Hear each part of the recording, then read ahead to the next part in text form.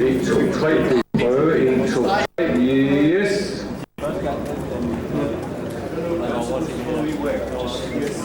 Let's go around.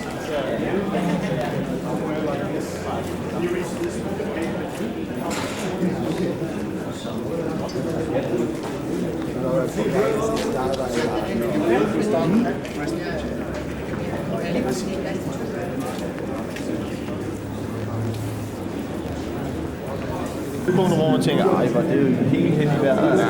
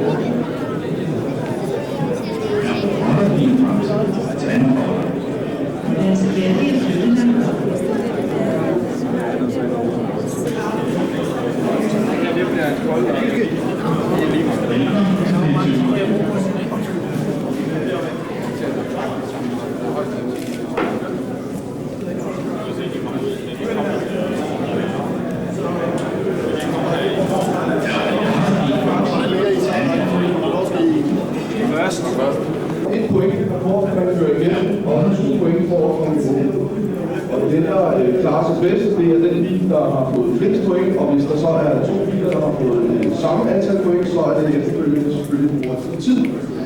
Præmier vil blive uddelt, det er sådan en praktisk oplysning til hovedpræmier, de vil blive uddelt ret efter, at konkurrencen er afsluttet. Det foregår sådan, at der er 2 gennemløb, og det er selvfølgelig bedste gennemløb, der tæller. Endelig er det sådan, at der er portpenge, sådan så at alle deltagende biler får 100 kroner per bror, de har gennemført i deres bedste gennemløb.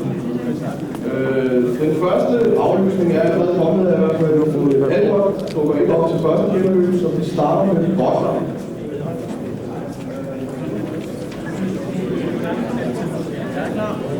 Og Rotter kan vi fortælle, at den har sådan en AMD på 6 og minus, og den er faktisk tydelig til støtte.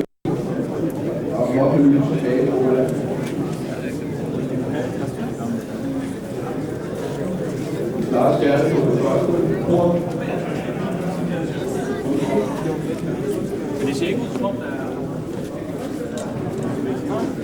Og vi skal over til væggen og få 2 point herovre. Hvor er det langsomt?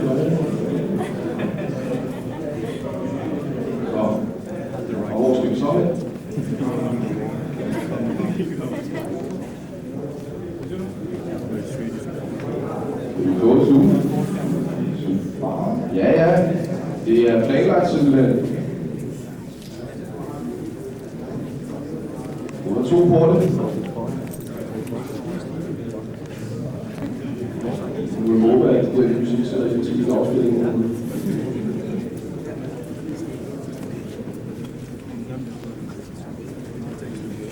Det må og skal være på antallet af porte, at folk skal vinde med det. I hvert fald ikke hastighed. Drejer, juppie. Vi får den anden port i væggen. Så kommer der vist en fart på igen.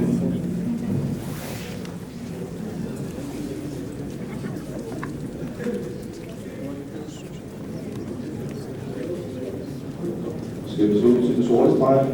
Det skal vi.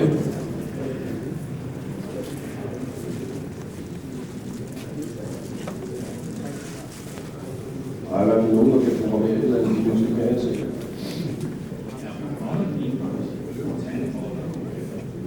Det tager sgu den sorte.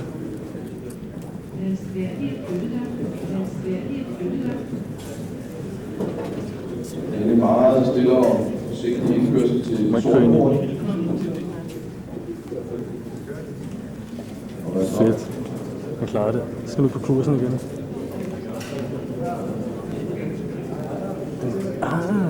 Jeg klarer det. Tilbage op på linjen. Back on track. Ja, hvor finder vi?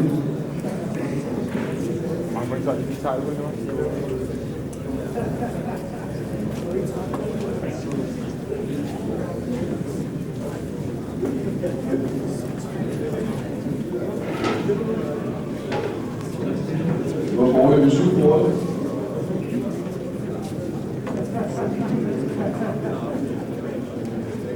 Så er vi efterhånden ved at være udenfor. Så er vi åbne 8. port.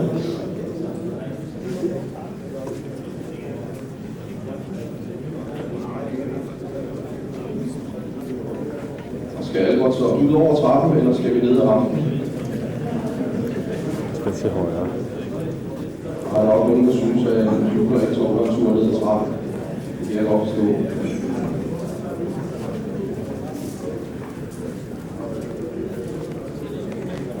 Så kommer vi ud på stisken. Og det er lidt hurtigere.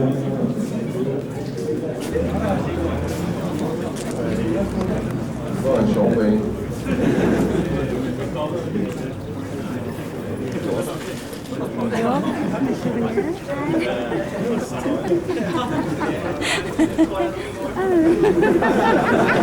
De mangler kommentatorbilleder, så det er lidt svært at se, hvad der sker derude. Det er på vej over af slisken igen af.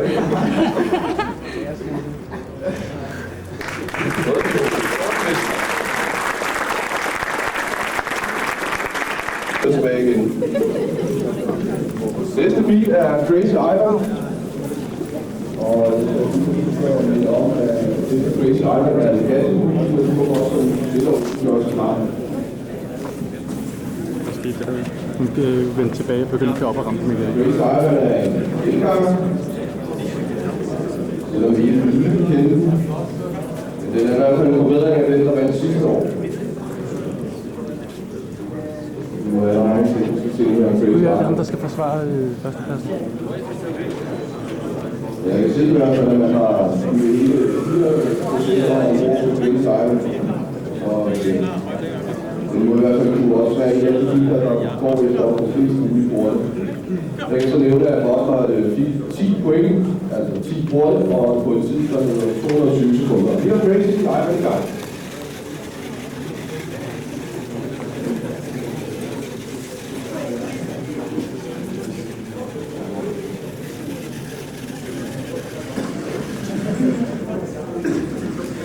Crazy Ivan skal også op til det.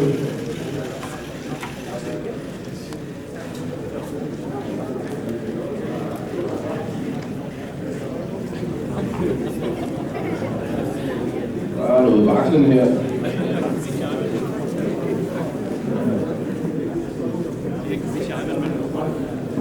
Det er ganske enkelt Crazy Ivan, men nu har jeg fået sådan skal det gøre.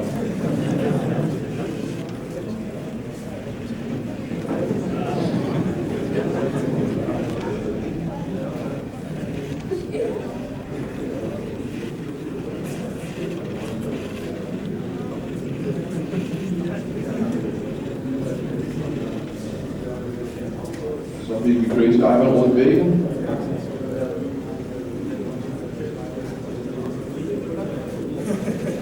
Så har han fået linjen igen.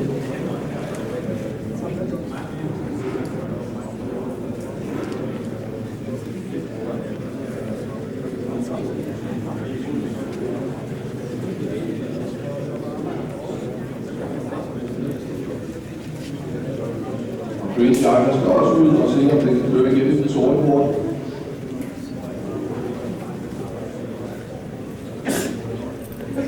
Prosit.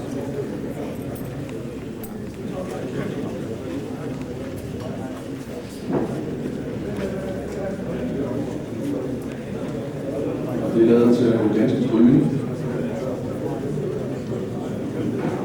Og i hvert fald også hurtigere end Alfa. Undskyld Botten.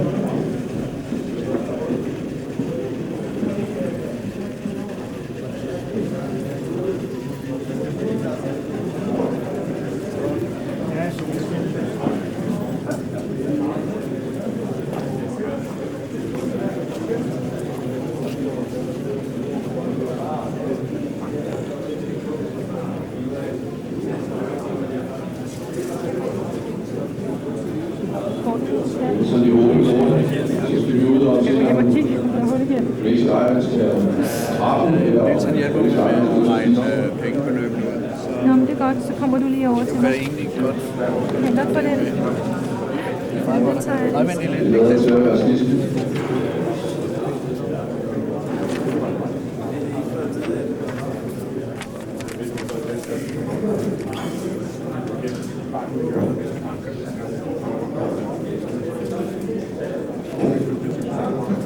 Så får vi lige en Crazy Ivan manøvre. Hvis vi bare overhave point her.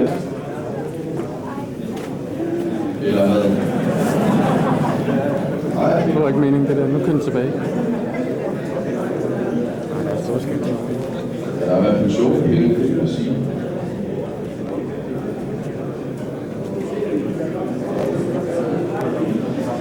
Hvad så nu?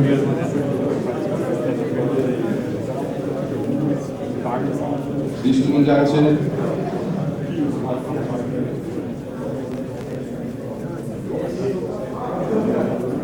Jeg er ikke helt sikker på, at man får dobbelt op.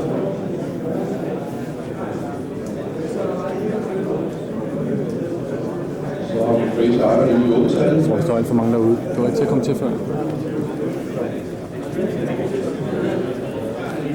Ja. Hvad stor skærm derovre? Det er ikke mange, der kan se det her. Nej, jeg kan se det på den.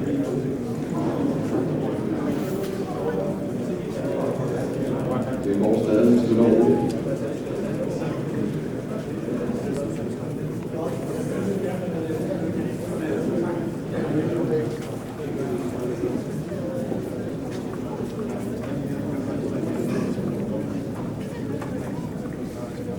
Overraskende, at hun lige havde lavet bakkemanøvren.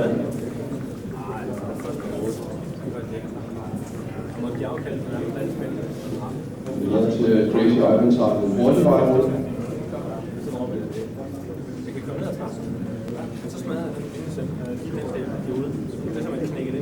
Sådan, Crazy Ivan. Dagens første bilmål.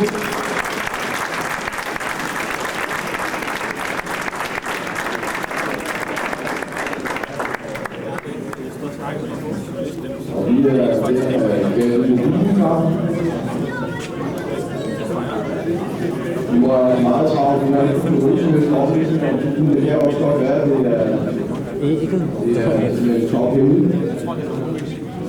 Det er rigtig fedt pakket ind.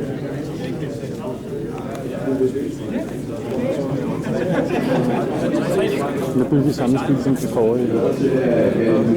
Ret og to og støtte.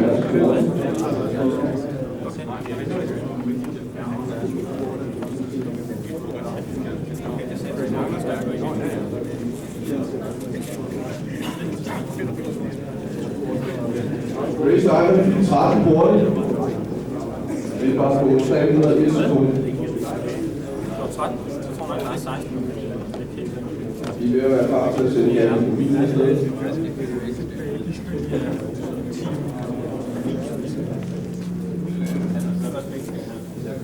Okay, så er jeg klar.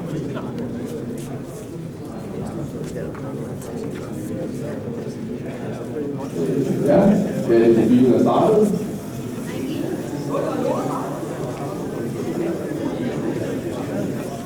Og nu kommer der nogle fra musik. En ballon. Meget åbne sti. Det var port nummer 1. Igen en bil, der skal op og køre langs væggen.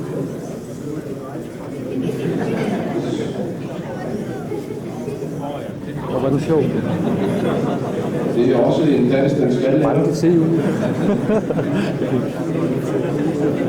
For dem, der ikke kan se det, kan jeg fortælle, at den bil har nogle følere ude på venstre side, som lige nu banker op og ned væk. Så jeg er nok mening med det.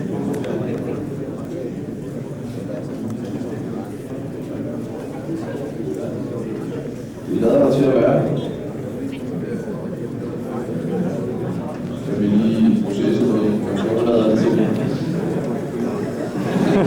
Det var vist ikke meningen, det der. Det ser ikke rigtig ud. Nej, ja, det er mobilen.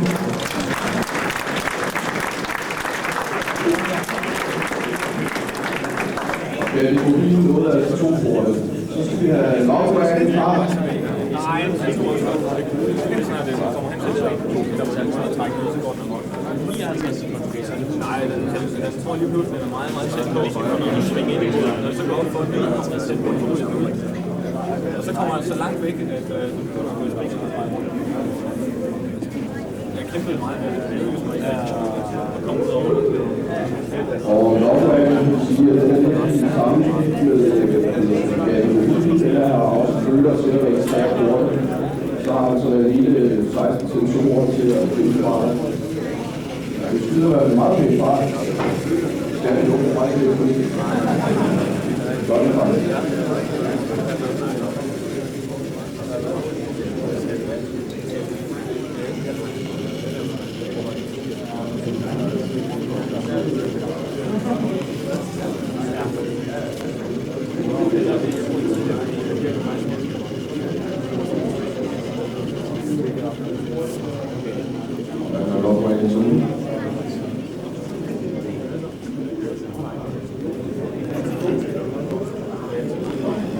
Nej. Det var nok for ikke.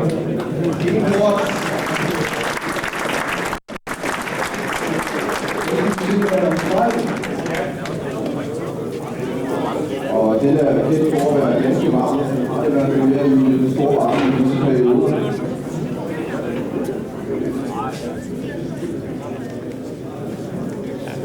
Det ligner en strenggående by, så det kunne være det ikke, der skal ud over rammen. Første dag måske. Det vil jeg se en sag.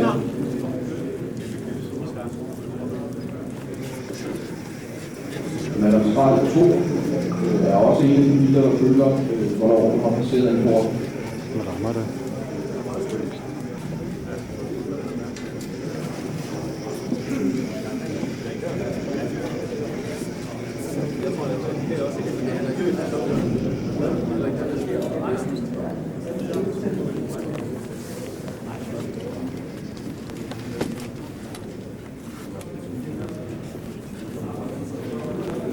Madame Strand tager den anden vej rundt på.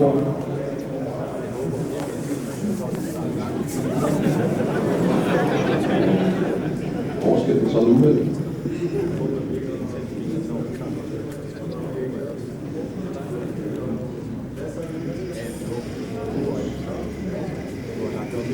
Madame Strand skulle altså kun have den ene hul i væggen. Det er også godt nok. Dog ved at forsøge sig på den sorte. Det tror jeg ikke.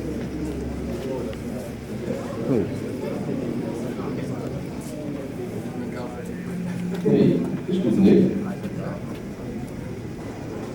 Så er en hurtigere vej.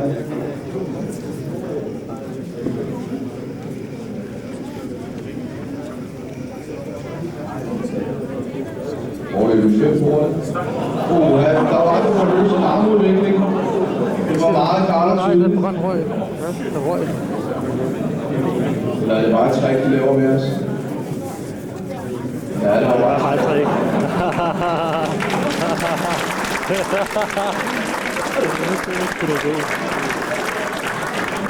Hvad fanden er banen? Så har jeg fået at vide, at de skulle gerne til venstre nu. Ja. Det skulle vi ikke. Nej.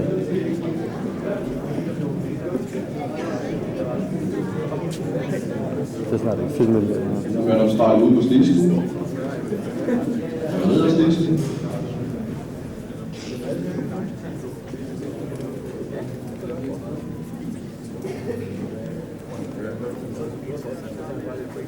Så. Hvad nu? Skal vi genvej? Det kan godt være, det er mig, men jeg havde altid troet, at man skulle køre efter linjen. Det er ikke tilfældet der. Jeg trappen der. Skal den op ad trappen?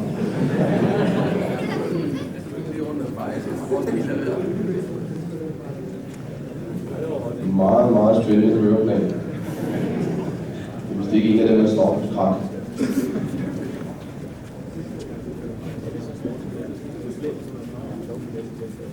En tur mere rundt.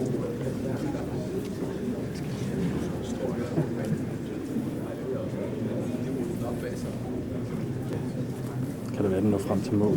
Kort ind i overtaget.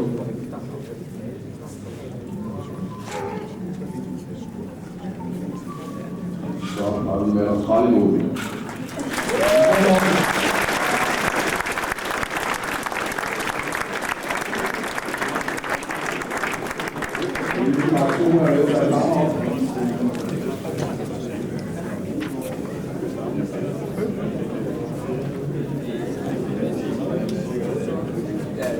Østenmark 2 er dagens første bil, der bruger webcam til at bestemme, hvor stregen er. Jeg kan se, den har også et følger til kortet på.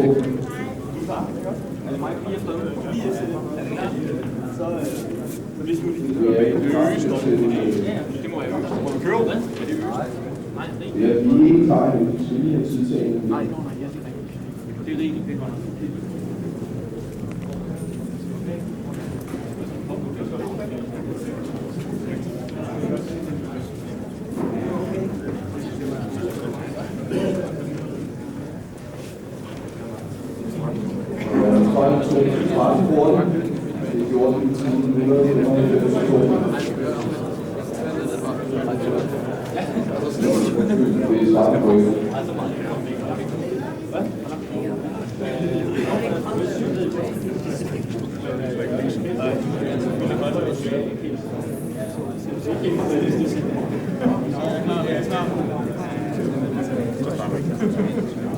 Og vi har Østersted. Der har været en god fart på.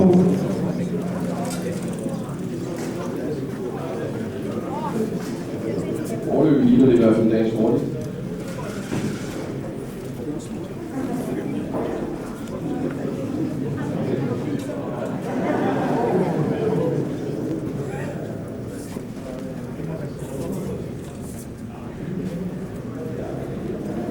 Det skal lige til, der er vejen.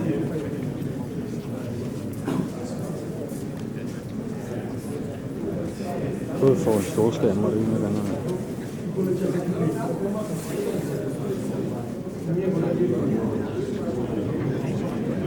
Så får vi løsning gennem væggen.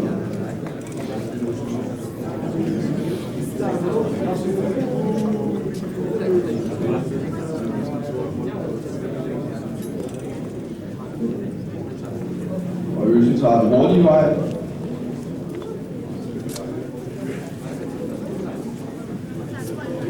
Skyder også en ganske fin fart.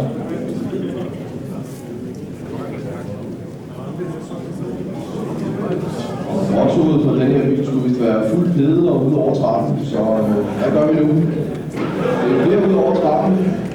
Dagens første forsøg ude over trappen. Det går... Nej, der er ikke noget billede på. Det var lige ved at få stå der. Og så tager vi det her. Det var Østenmark 2.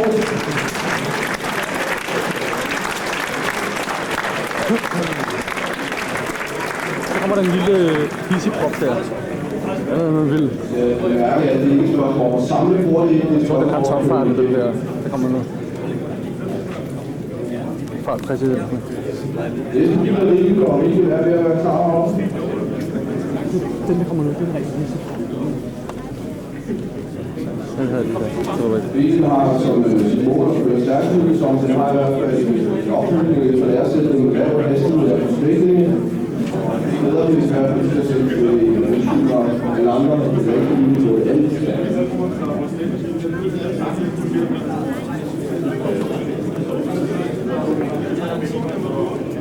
Løsen 2, 8 point, i tid af 94 sekunder. Vi har mulighed sted, og der er i hvert fald fartøj.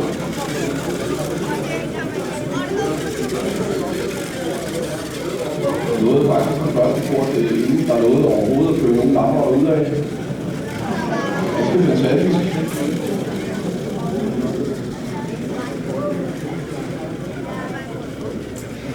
Det var så 3 korte.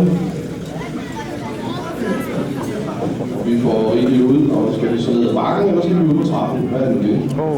Nej, Det var faktisk ikke meningen. Det var Mikkel.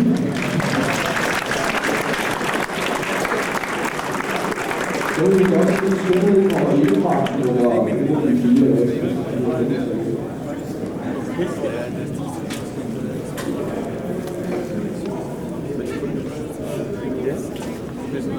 Det er en af veteranerne i Stående, og det er faktisk flere år træk, at skønnet kommer ind fra deltagere.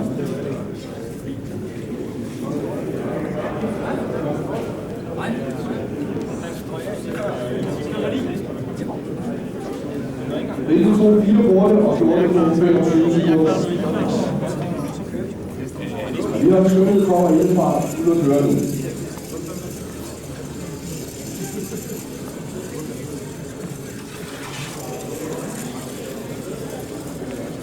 Den tager trappen. Der ser være utrolig meget. Tager trappen i utrolig flot.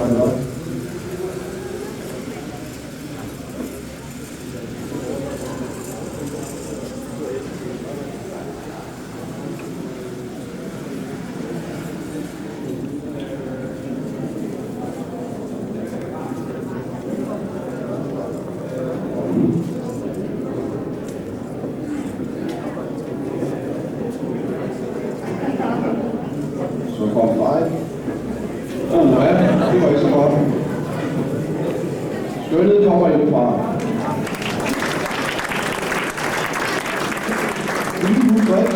Er vi være klar? Det er det. Og vi kan sige, at Cykelbus er den tog en 3. plads i sidste års Eurocup, og den er blevet opgraderet siden sidst, og den kan køre ned ad trappen. Og det er ikke sagt, når vi gør det, det kommer vi nok til.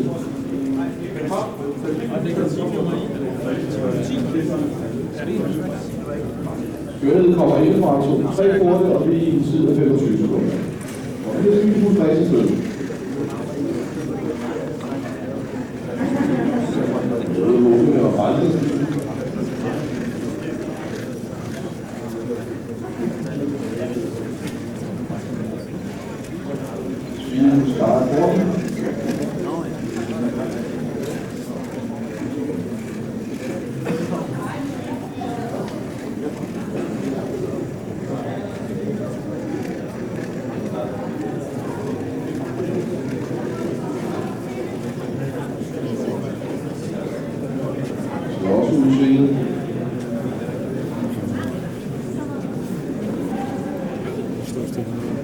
Det er dig, der står og ryster.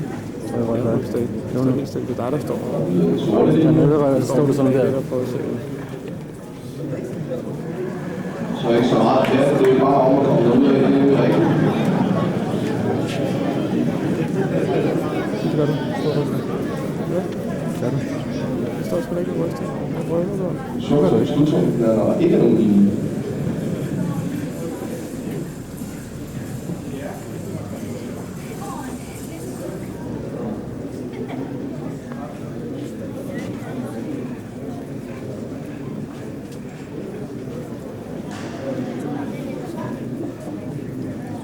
Skal vi så se Hvis du skal til Slisko eller ned ad trappen.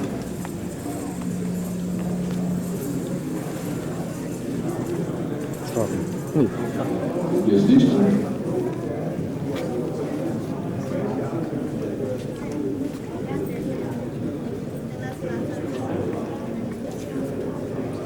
Ja. Den er lidt stuetung, er den ikke?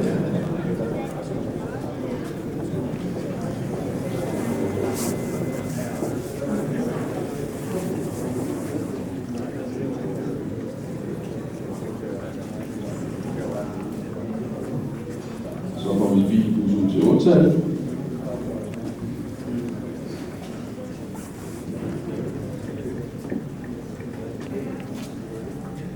En kort vej.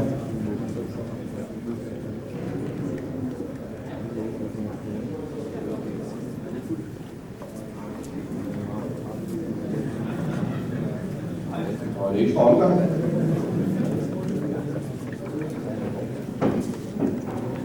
Skal vi så ud og have den lange vej?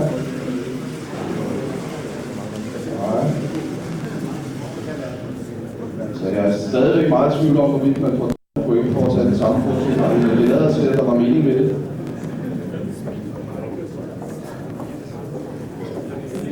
Et lille show.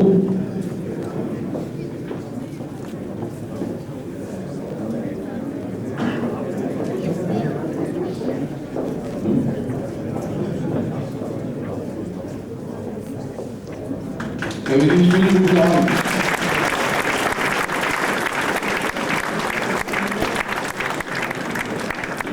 Næste bil er Trane og Trane på Body Club.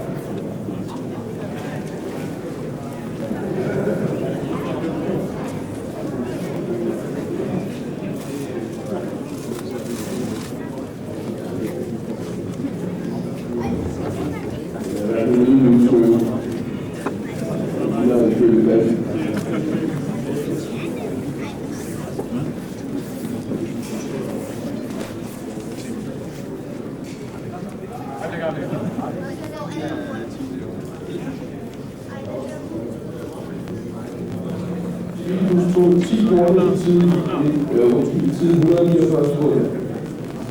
Vi har Trane og Trane afsted.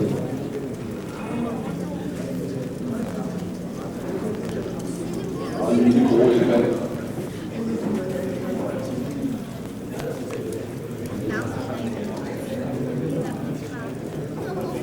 Jeg er lidt slinger i valsen.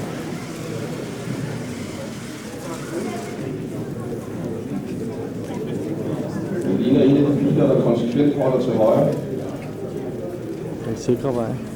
Det er sådan, for dem, der ikke ved det, at man kan nøjes med at bygge en bil, der kører efter den hvide linje, og vælger at holde til højre, hver gang den har en mulighed for at svinge. Og stadigvæk komme i mål.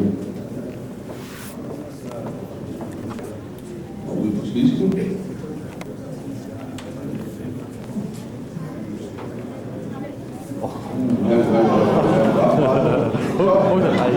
Hvad nu? Hvad var det sket? Det er ikke for mig. Sidesving, hva'? Okay, træk igen. Ja.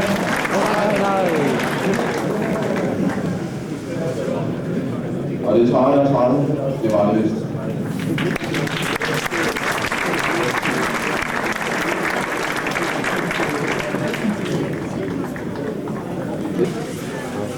Andet, jeg kan se, den er bygget op af Lego.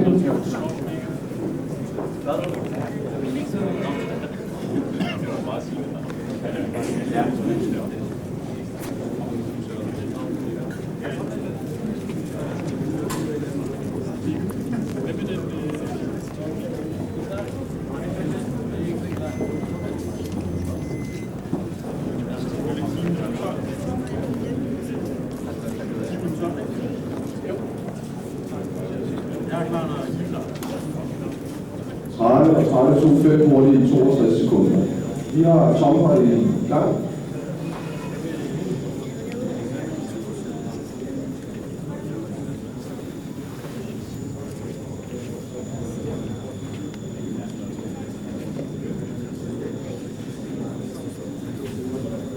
Måske kunne vi få en indtrådende af strategi her.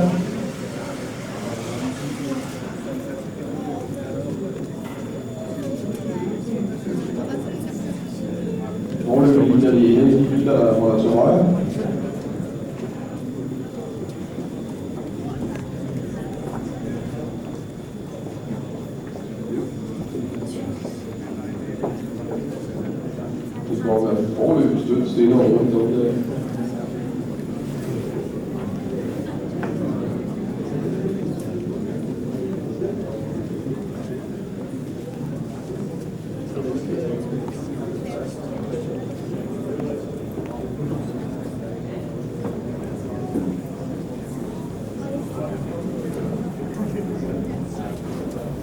Og vi får Tom her udenfor.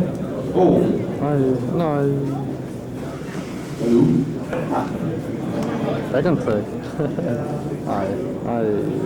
For meget lys. Det er for lidt. Det var Tom her. Det er Tom her.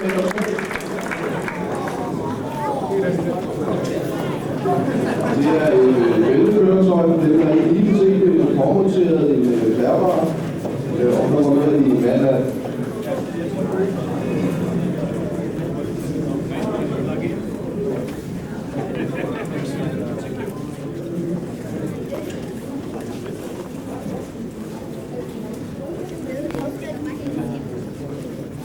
Tommer fik 4 point, og det gjorde 62 sekunder.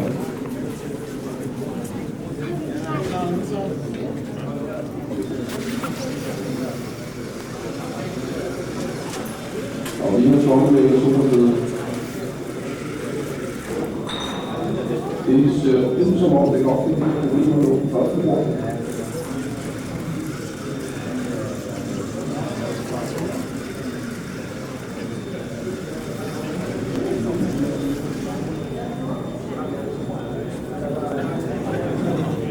Troublemaker 2, mine damer og herrer.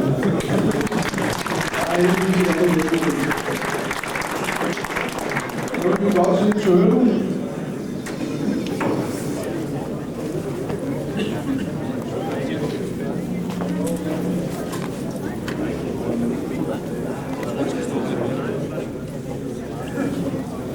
Vi er Tølle herovre.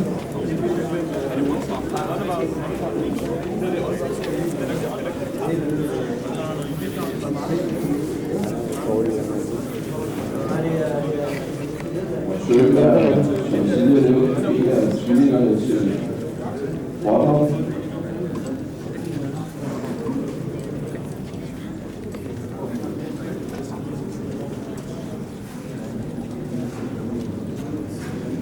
Det lader også til at være en meget hyggelig konstruktion, man har i hvert fald gjort med at være uden for stue. Skal jeg sige det? Synes jeg, det bliver lige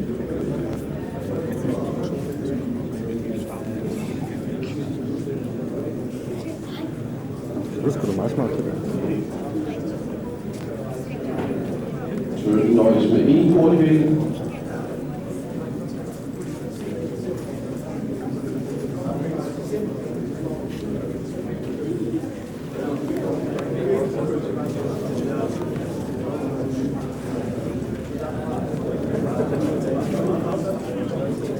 Tølle skal også ud.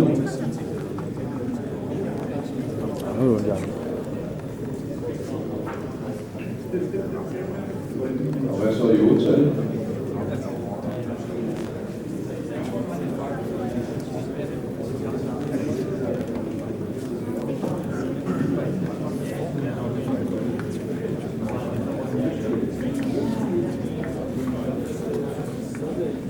Det er en korte vej.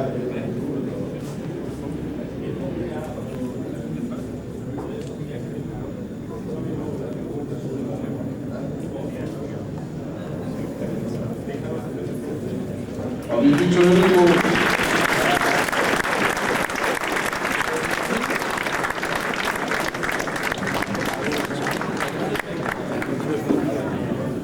Jeg har fået at vide, at Rotterdam i hvert fald ikke spille op til første gennemløb. Så vi skulle være ved at være klar i hans anden gennemløb. Jeg skal lige gøre opmærksom på, for dem, der er fra pressen og lige til sager lige om på indtræk. Der har vi noget pressemateriale i det, hvis du er interesseret i det. Det ligger lige herovre.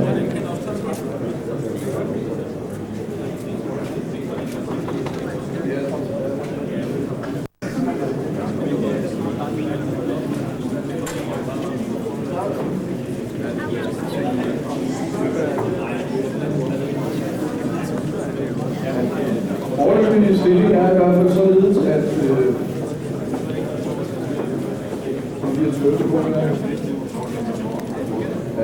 Madam Strand indtager en førsteplads med 13 point og 1095 sekunder. Og efter dem er det over det må være Tøge, også 13 point, 271 sekunder. Og tredjepladsen foreløbig besiddelse af James Diamond, også 13 point, 301 sekunder. Vi er klar til anden gennemkørsel, og alle går der kampklar den her gang.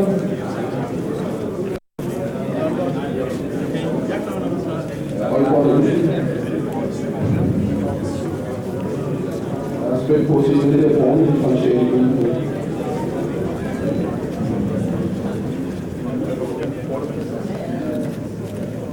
Det lader til at være noget hårdt stemt studerende, vi vil i hvert fald godt have det hele og ekstra til SU'en. Foreløbig er der været en god fart på, og det går flot mod bevægelsen. Der er virkelig lige her på ryggen. Det skal da god. Den er bygget til at falde ned ad trapper.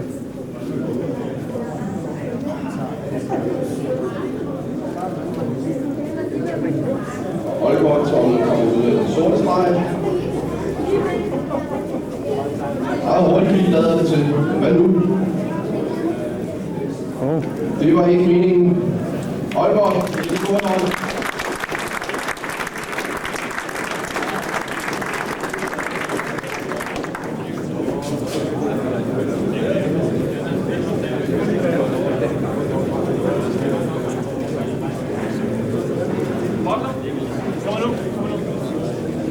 Det er godt klar.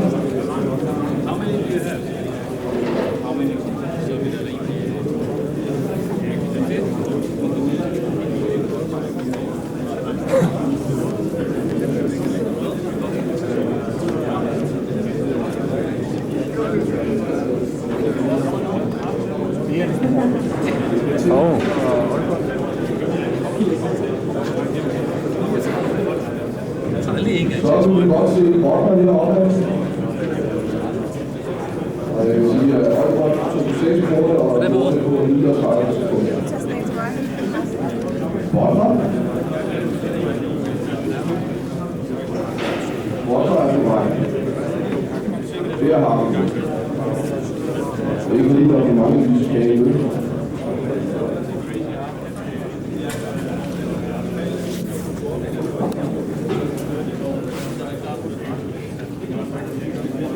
Og med byborgslæsning af en ungdomsflygstil.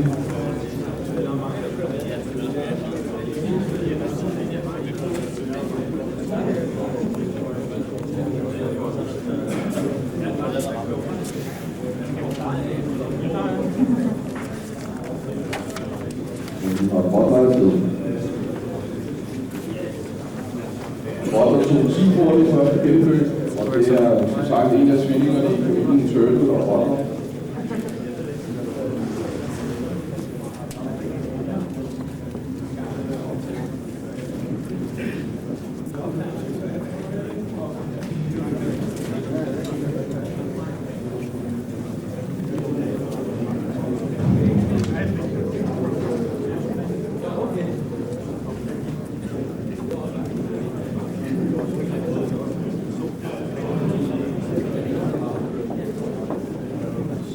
Gassen gør sig.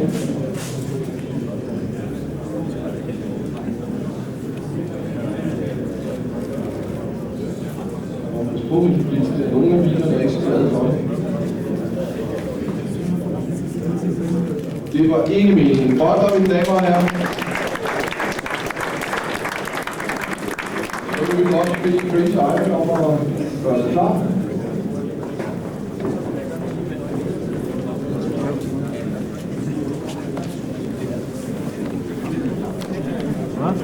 Så filmer lidt lidt af.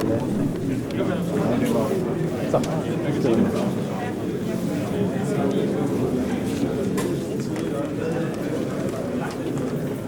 Og vi har Chris Iron klar.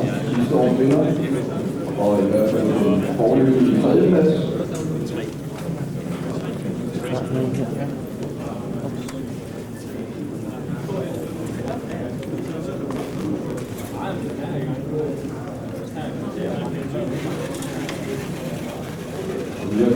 højre.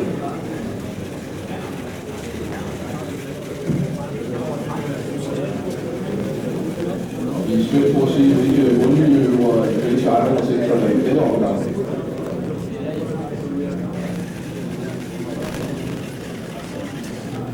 Dem, der ikke ved det, så er det French Iron er et amerikansk navn for en sovjetisk ubådsmanøvre, hvor en fuld sovjetisk ubåd som rundmiljøer, og man vil lave en 180 graders vending og forfølge og forfølge.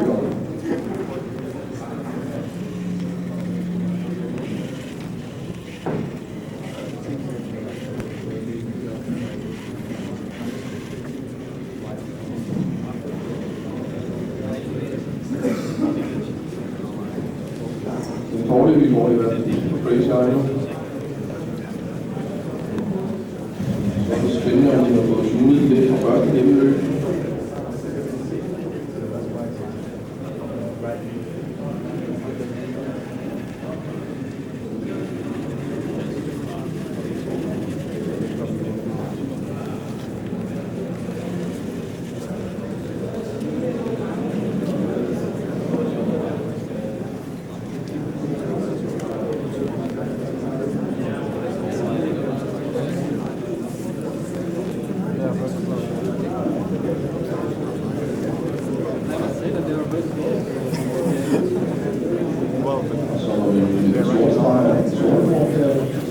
Det går stadigvæk fint for French Iron, og det skal udløse.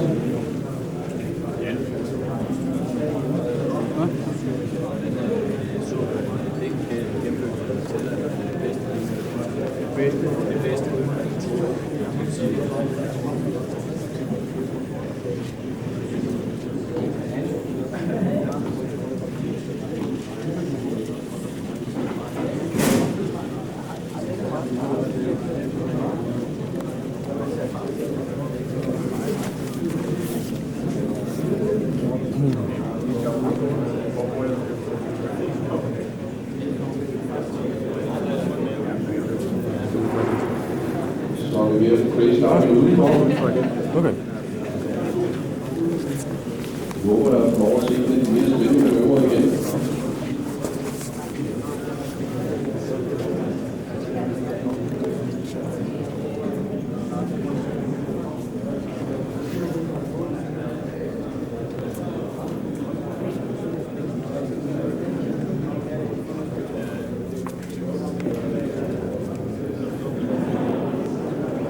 Så har vi French Iron nede, rundt til 8-tallet.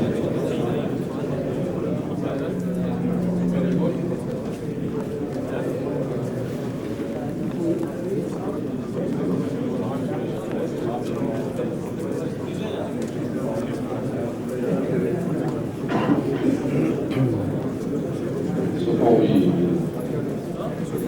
turmanøvrer, og så skal vi vel over til trappen.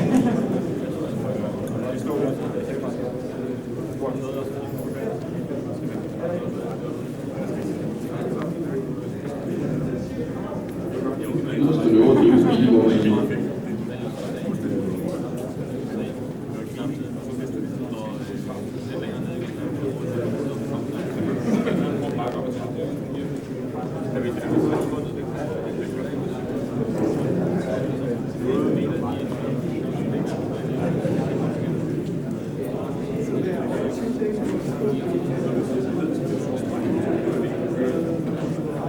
Tilbage til 8-tallet.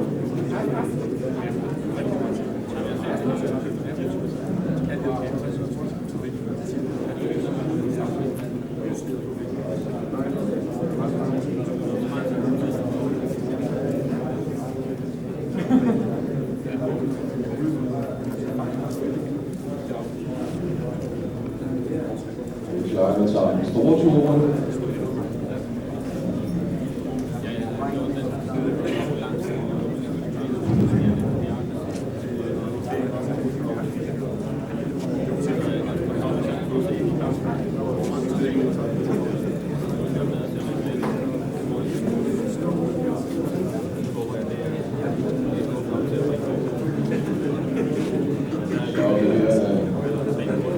French Iron i mål.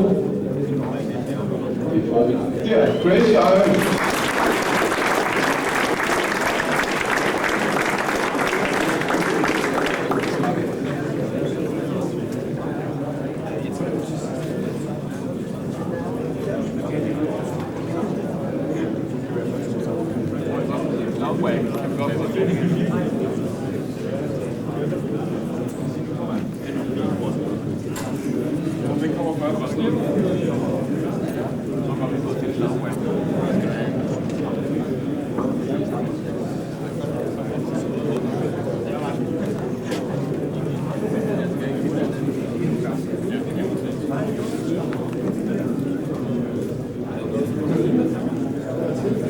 Crazy Iron tog 14 porte og er ude til en tid af 300 sekunder. Og i første plads.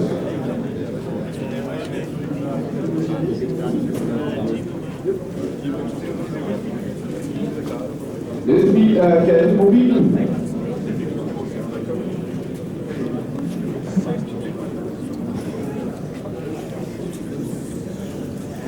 Vi har kaldet Mobilen.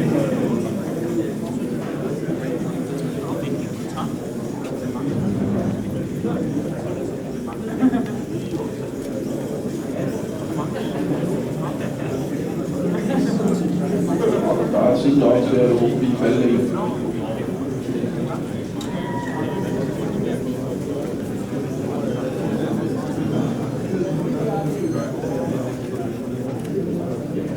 Så skal vi have den klassiske dans op langs væggen.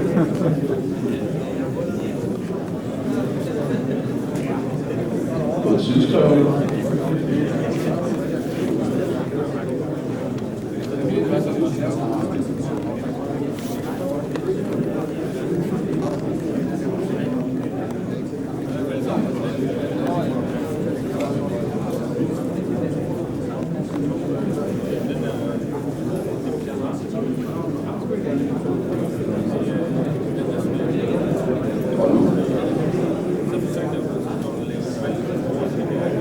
Så kom vi lidt mere skævt på væggen den her gang.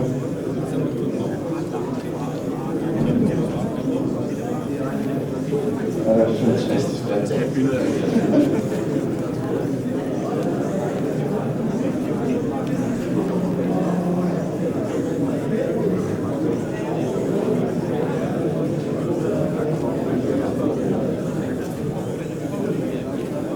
Sådan, så fik vi kaldet mobilen rundt væggen.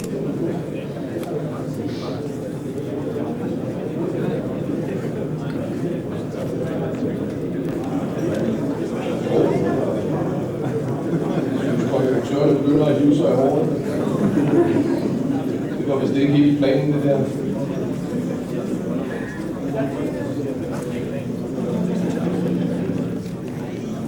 Jeg ved, hvor de selv tror, den er.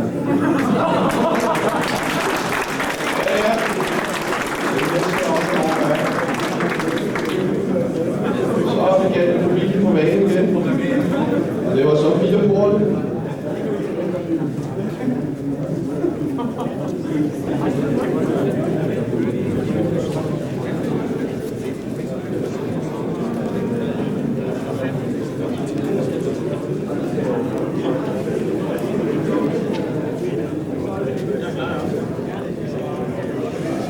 Så har vi en oprækning.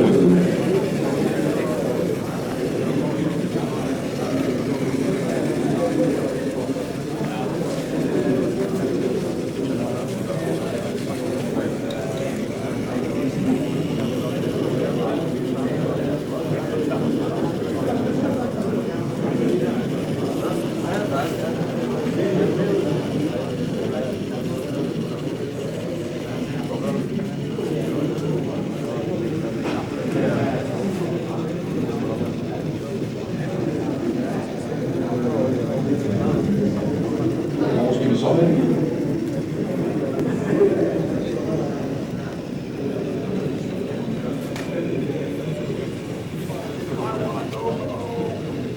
Det var i hvert fald en spændende vej over til væggen.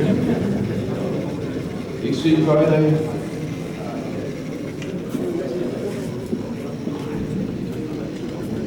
Det var vist ikke den rigtige. Dogwagon.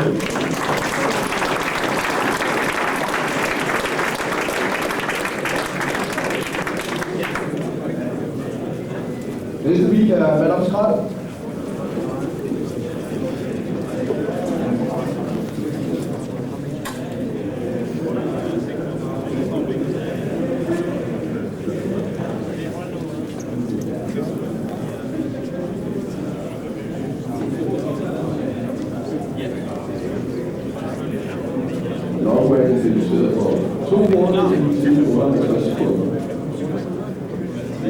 jeg afsted.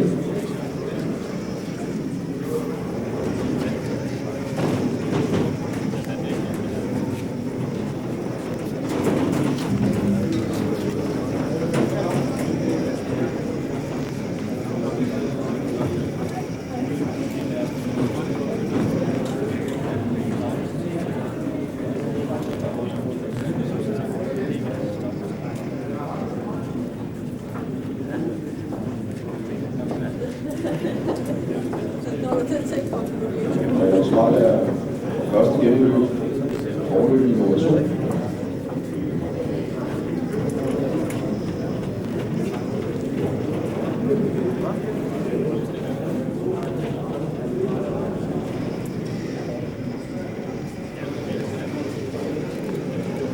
Du har 1 port i væggen.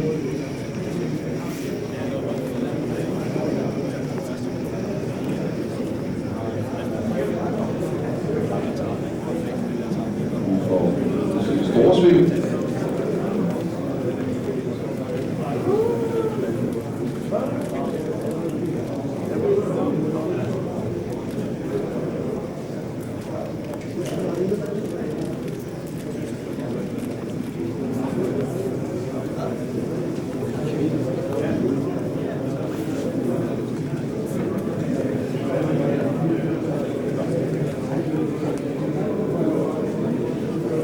Det var i hvert fald forløb 6 år, det er vi lovede for.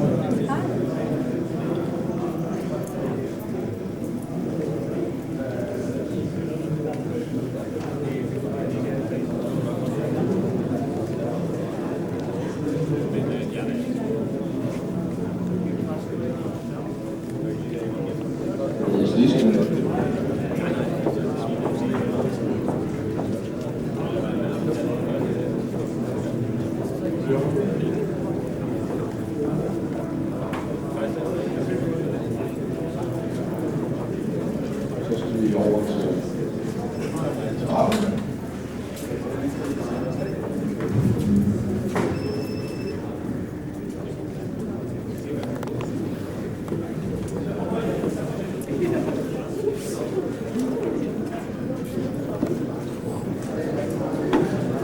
Tilbage igen til hotellet.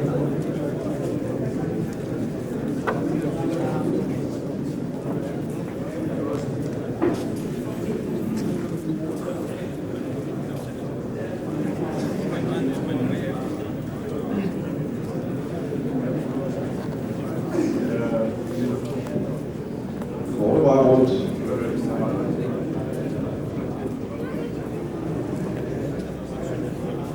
Det må være en start i. Næste bil er øvelse Mark 2.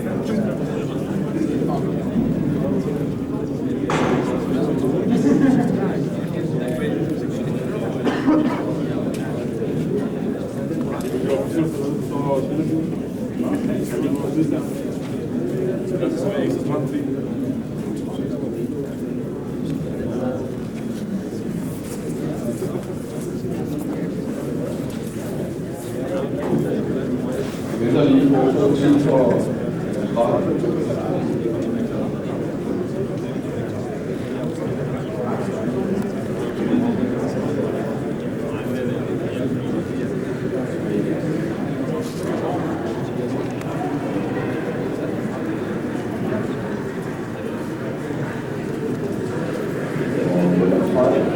Og sin forløb, anden plads, 13 år, og 10 minutter,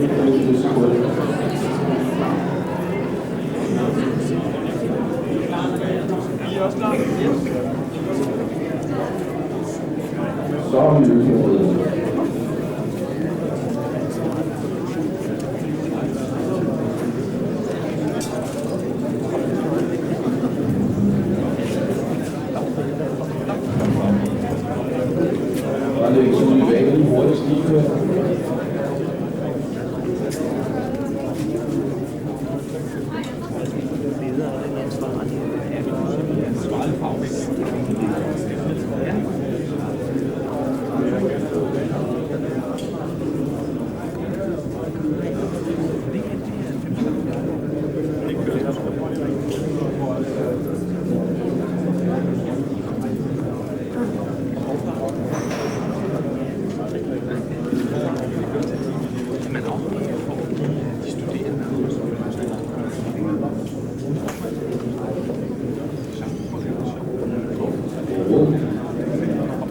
Det var ikke meningen.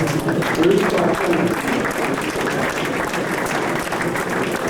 Næste bil er lige.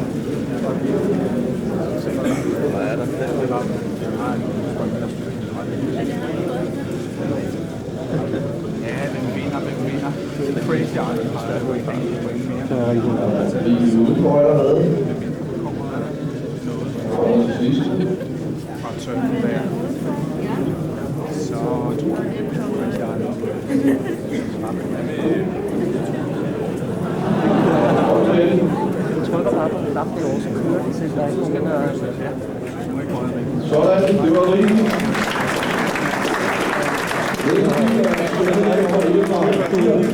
Det er kedeligt. Men den er god.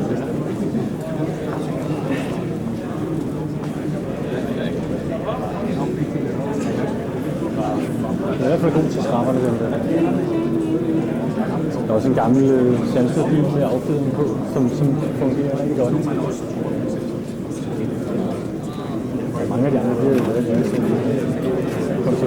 konstruktion på den der, det er jo sådan en affjedring.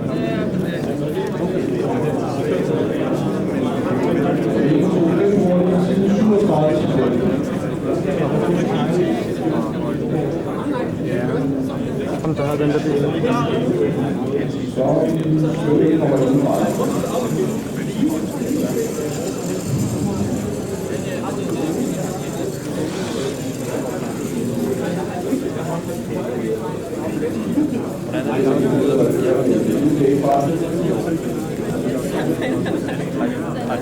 Afvikling og faldet tilfredse.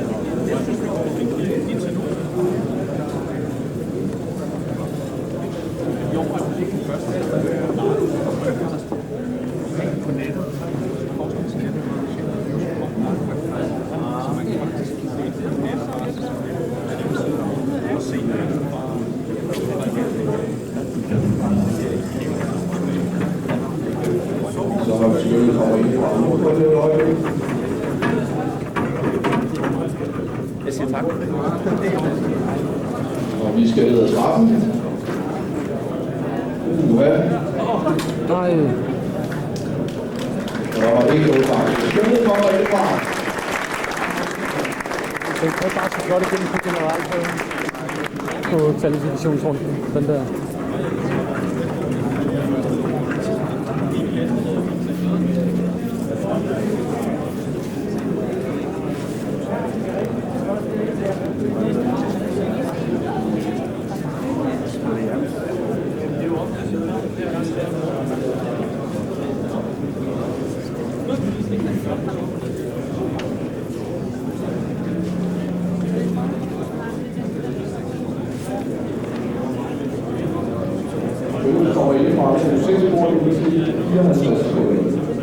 Næste bil er Speedbus Race.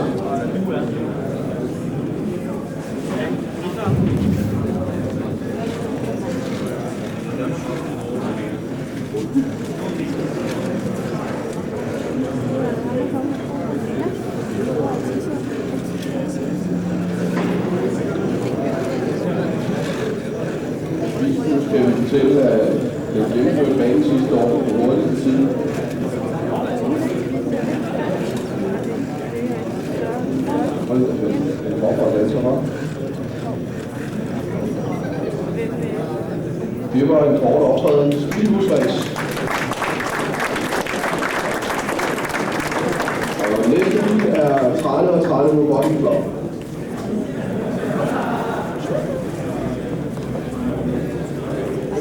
Vi skal lige se elefanten.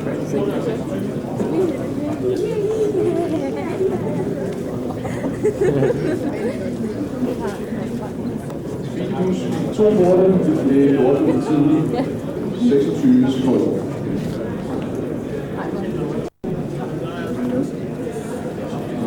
Vi får 30 og 30 afsted.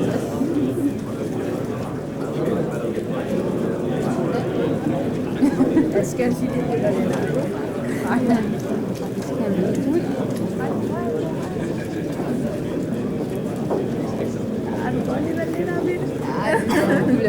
Du vil have reddet mig. Hvordan?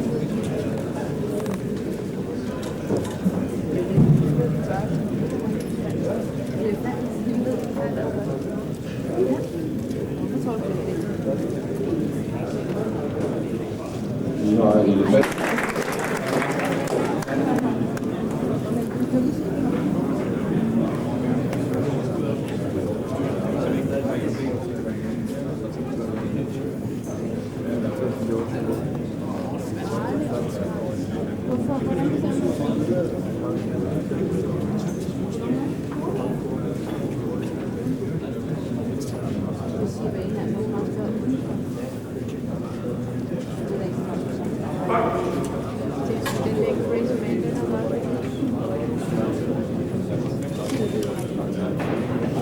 Rette er til 5 minutter, og så siden 63 sekunder.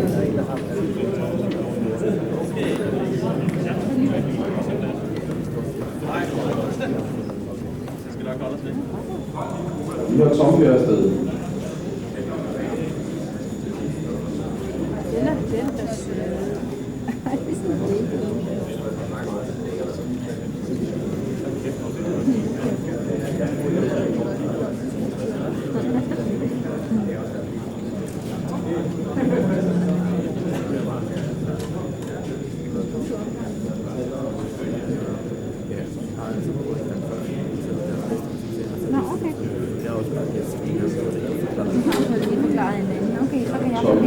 Tom her tager et stort sving.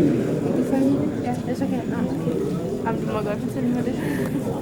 Og så er jeg tilbage igen, så kan vi gennem samme hul igen. Jamen, nej, det er svært vel at få dem til at køre der, hvor der ikke rigtig er nogen streg. Vi får lige en pirouette. Det var Tom her.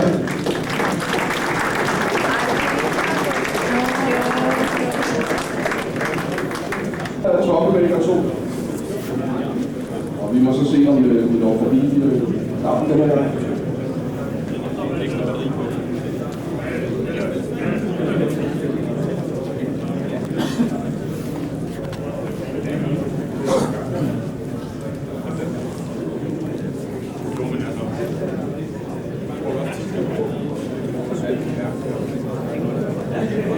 Tom kører 3 porte på 38 sekunder.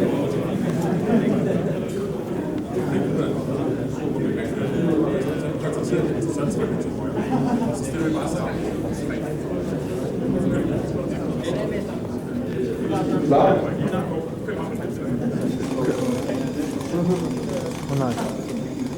Der er startvanskeligheder her på Ringway 2. Der er simpelthen rådet møde. Der var ellers lige blevet tunet med en ekstra batteri.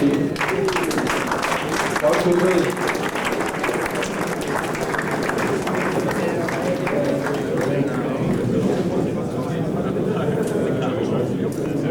Den sidste bil, det er Turbo.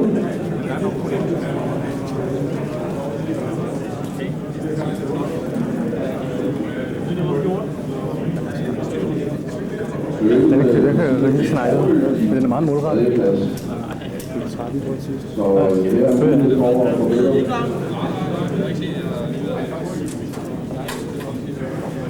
Vi har Turbo afsted.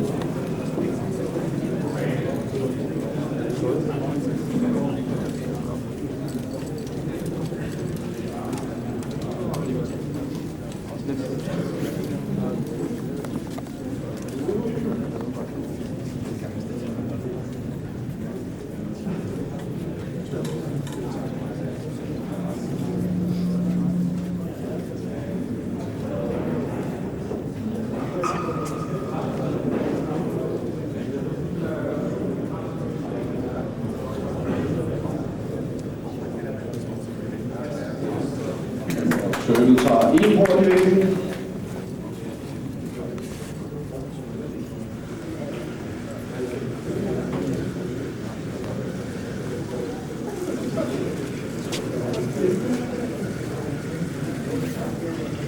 Kommer til det store sving.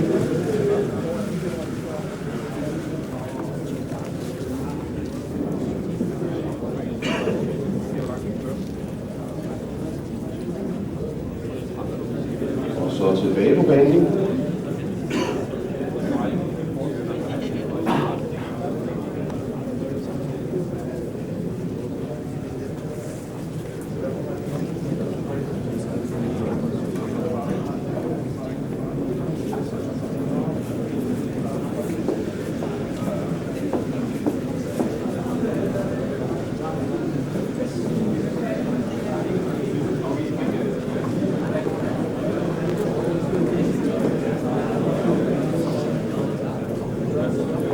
Så er vi ved at være over beslutningen efterhånden.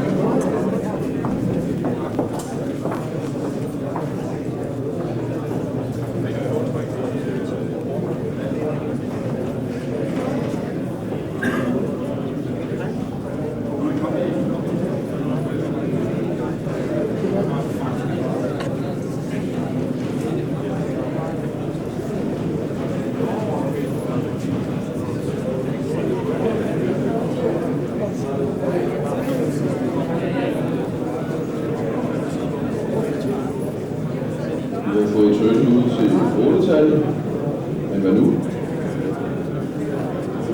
Det lader til, at vi lige skal over til trappen og have en port mere derovre.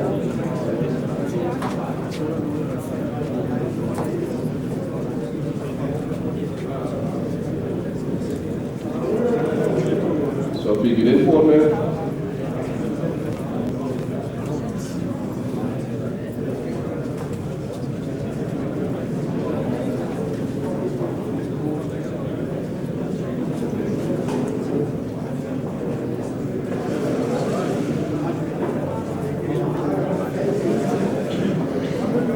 Og så tørne den korte vej rundt i 8-tallet.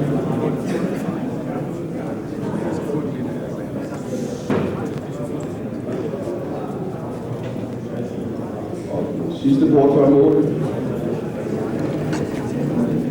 Og vi har tørnet i mål.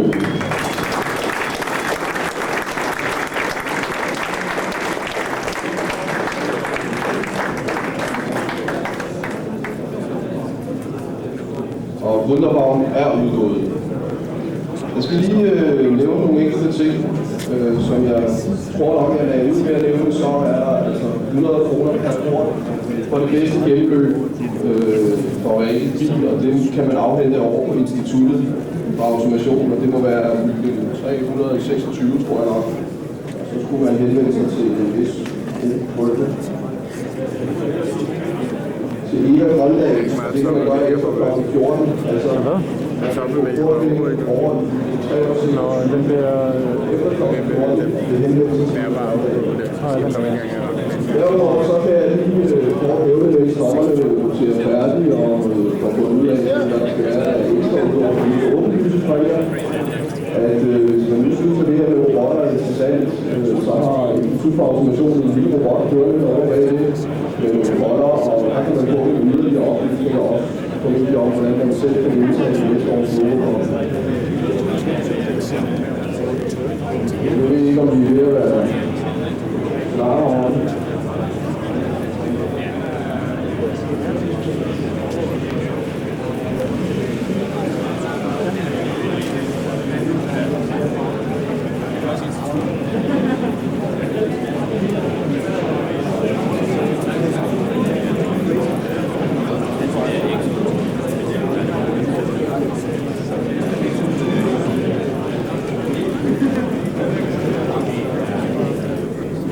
Præmierne vil blive overrakt af vores hovedsponsor på Robocop fra Siemens. Det er Ole Ravn. Bare lige at få det frem til.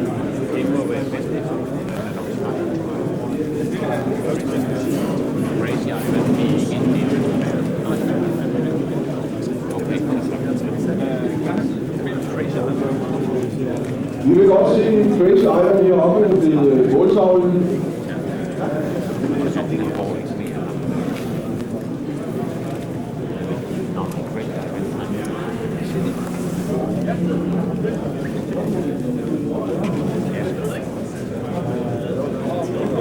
Kom herover. Godt se Lav Nørgaard også. Lav Nørgaard. Lav er vist værd at gøre i gang for. Ja, det er Jim. Altså, jeg står lige og filmer nu. Og vi kan få lige gennem det her. Ja, det er jo blevet en tradition, at vi hos Siemens er en af sponsorerne bag den her rundeprogram. Og det gør vi blandt andet, fordi vi jo selv kan lide at have tradition for innovation og fornyelse. Og det er en konkurrence, den her jo i høj grad et udtryk for. Jeg synes, det er spændende at se de mange fantasifulde indklædninger i Energias robotter. Og selvom det, der skete på banen, ikke altid var meningen, så må man sige, at meningen bag konkurrencen er god nok, nemlig det at løse en ingeniørmæssig opgave, og gerne samtidig skabe et underholdende. Og begge det må man sige, det er ikke fri til fulde i dag. Derfor så er det en fornøjelse for mig at overrække første præmien her til Crazy Iron, som er på 4.000 kroner.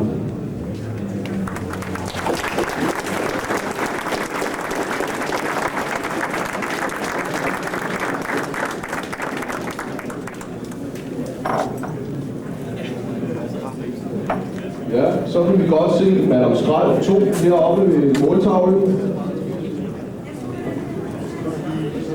Og vi vil egentlig også godt bede Søren om at gøre sig lidt klart.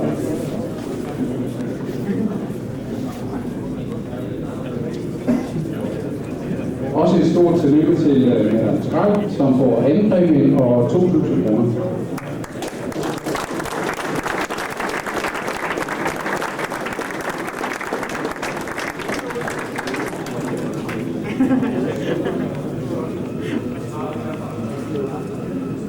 Og Søren.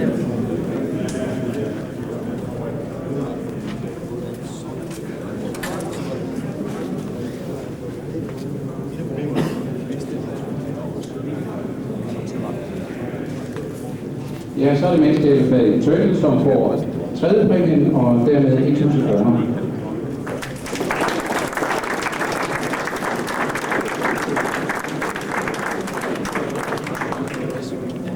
Og så vil vi nok en gang godt se Madame Skrald heroppe.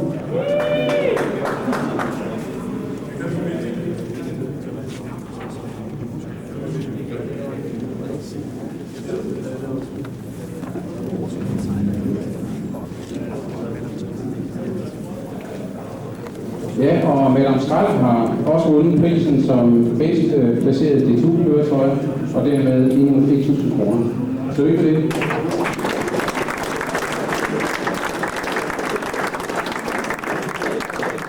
Så vil vi også godt se Butler heroppe ved måltavlen. Butler.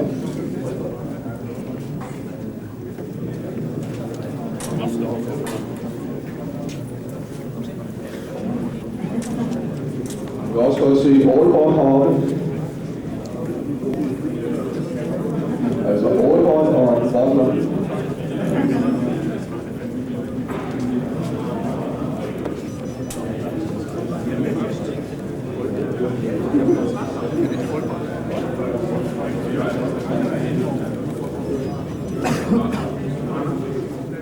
Så er det Aalborg, der er på scenen, og de skal have prisen som bedste fighter og 1.000 kroner.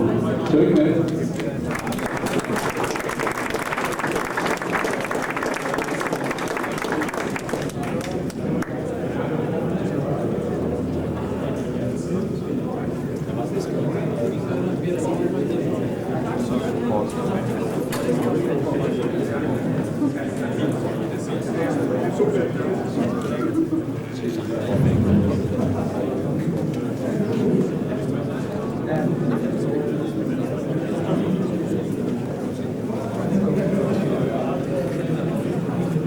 Og så har vi endelig designprisen på 1.000 kroner, som går til Butler.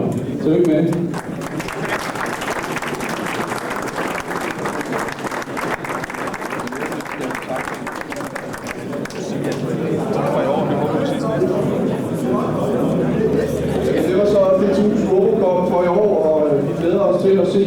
næste år. Endelig vil jeg lige nok en gang gøre opmærksom på det, hvis hånden skulle have overhørt det.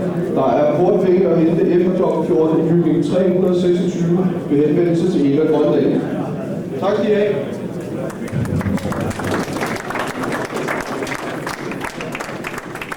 Godt show. Godt, jeg har optaget det hele. Det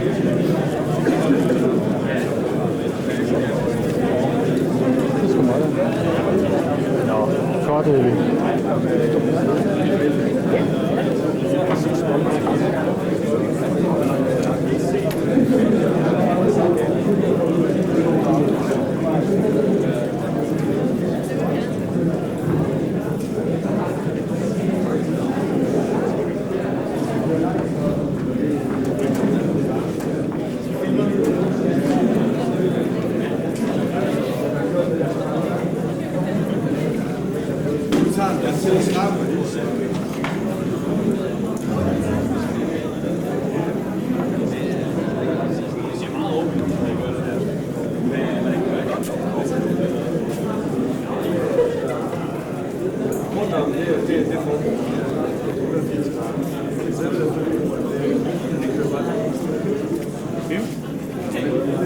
Ja, nu til Jim.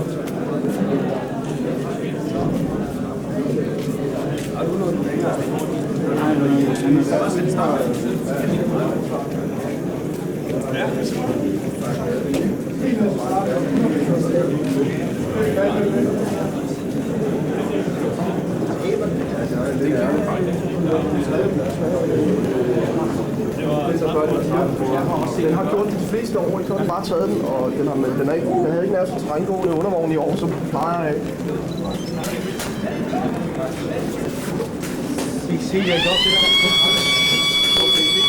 Er det Jim? Men er det altid? Der er lige ved at filme banen til sidst. 4 kort mere.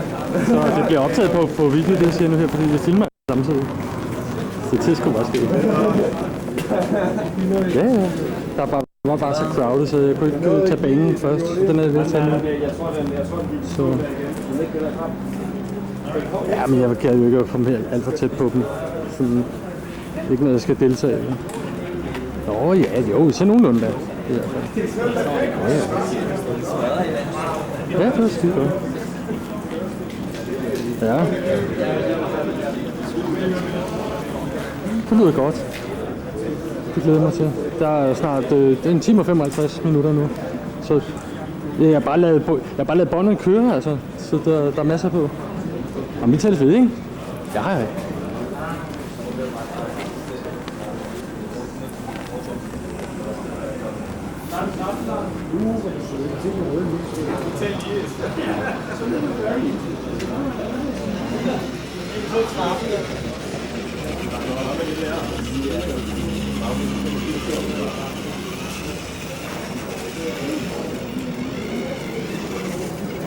Og så sætter du den til at brænde, eller hvad?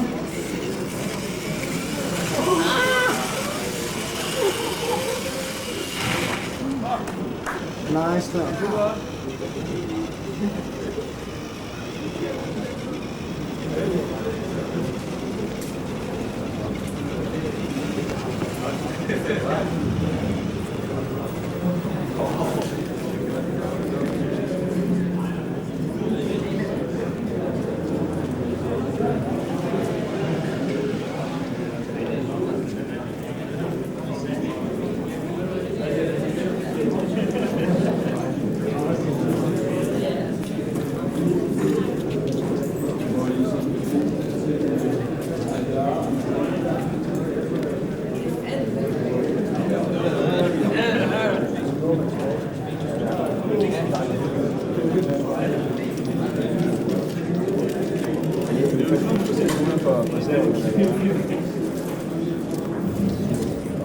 Altså Marco, hvis du tager 14 point, ikke? Ja.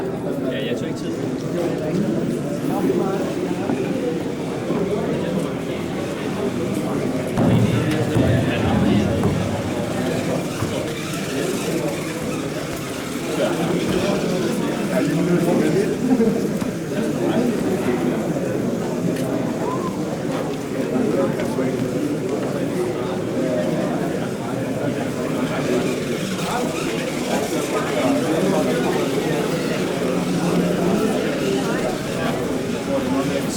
lines rimelig ofte. Okay, så det ja.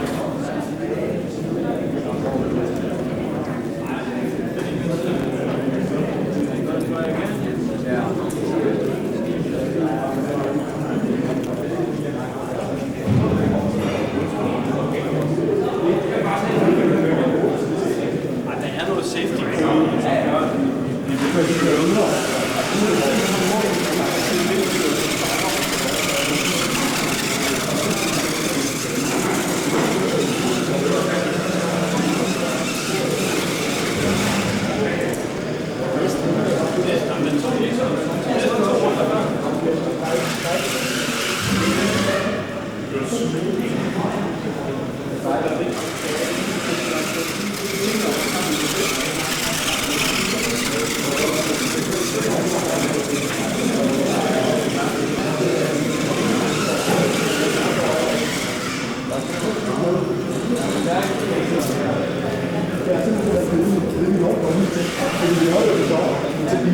Og det er den der søde der. Ja.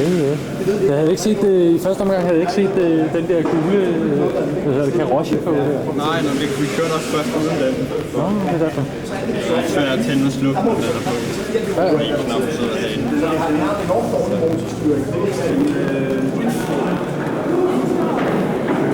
Der er sådan meget hose på det her bånd her.